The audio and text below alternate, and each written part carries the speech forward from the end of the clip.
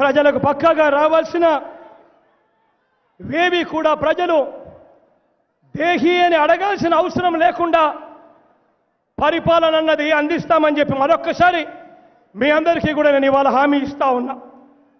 కులం చూడం, మతం చూడం, ప్రాంతం చూడం, వర్గం చూడం, రాజకీయాలు చూడం, పార్టీలు కూడా చూడము అని చెప్పి అర్హులైన ప్రతి ఒక్కరికి కూడా నా ప్రభుత్వంలో వాళ్ళందరూ కూడా నా వాళ్ళే అని చెప్పి నేను భావిస్తాను అని చెప్పి మరొకసారి మీ అందరికీ కూడా హామీ ఇస్తూ మిమ్మల్ని ఒకటే కోరుతున్నా,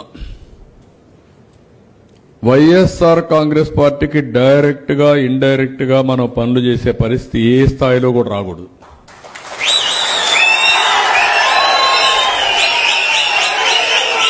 నేను I'm very clear on this.